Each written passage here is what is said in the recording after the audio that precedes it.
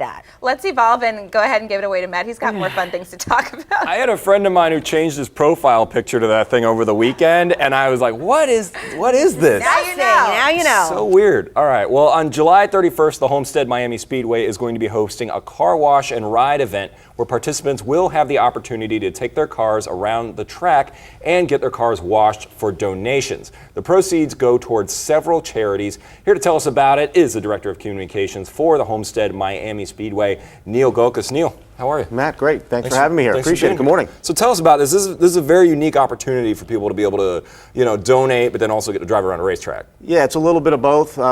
You get to drive your car around the same track that the best drivers in the world do every November, and then also donate for a good cause and get your car washed too. As you mentioned, the proceeds benefit the Florida Special Olympics of Miami-Dade County. Also, Got Sneakers and Farm Share are going to be on hand to collect used sneakers and non-perishable food items for their causes as well. So we encourage everybody to come on out, get your car washed, take laps around the track, and then donate to good causes. It's from noon to 5 on Sunday. Very cool. So can you bring anything? Can it be a car, a truck, a motorcycle? What is it? Anything you want, you can take it around the track, and we'll also wash it for you. Okay. Now tell me something else you guys got going on. So it's a very unique opportunity that Homestead Miami Speedway is actually very close to our studio, and every year you guys have one of the biggest events in all of motorsports every year with the championship weekend. Tell me about it. Yeah, it's Ford Championship Weekend.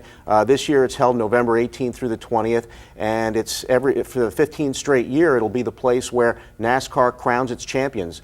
Championships are decided. We'll have the Sprint Cup Championship race on Sunday, and then for the first time this year, the Final Four, the Championship Four, will be competing in both the trucks on Friday night and then also the Xfinity Series on Saturday. So it's really taken what's been an outstanding weekend and raised it another level. Makes it a whole weekend, bring the whole family down, enjoy it. Now, how much of a difference are you seeing lately in the last couple of years as this championship format has sort of, come together? People have gotten more of an idea of how it works. Have you seen more of an excitement from fans that are coming in? Do the drivers like it? What are the teams feeling? I think all around the entire industry, including the fans, as you mentioned, have noticed a huge difference. And, for the last 2 years, it's boiled down to a true championship event where you've had 4 drivers racing amongst a full field of drivers competing for a championship. And the highest amongst the 4 is the champion. And the way it's worked out the last 2 years, Kevin Harvick in 2014, Kyle Busch last year, the race winner has also been the champion, and that's the way we love to see it, and that's what our fans love,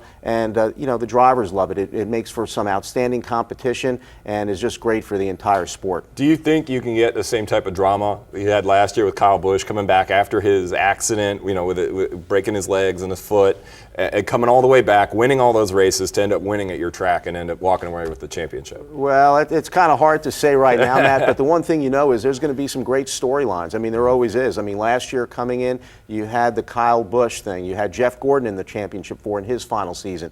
So the storylines are out there. It's just a matter of which ones are going to come to the top. Obviously, Kyle Busch this year is really looks like he's on a path to trying to win back-to-back championships. I mean, he dominated yesterday's race, his 4th win of the year. So really anything's possible, and that elimination-style playoff format has really made things interesting. And you're around these guys all the time, so how exciting was it yesterday to see Tony's last day at Indy and then Jeff Gordon jumping, under bad circumstances, having to jump in there for Dale Earnhardt Jr., but, being on that side of the business, how did that make you feel yesterday? Yeah, well, certainly, for Tony, I mean, it's his last go-around, at least as a driver. Obviously, he's still an owner of Stewart Haas, and I'm sure it was very emotional for him. I mean, that's kind of his home track. He grew up in Columbus, Indiana, and so for him, a lot of memories. You saw his interviews after the race, and he seemed very nostalgic, and rightfully so. Yep. And real quick, the charity this weekend, Sunday, July 31st, noon to 5, Homestead Miami Speedway.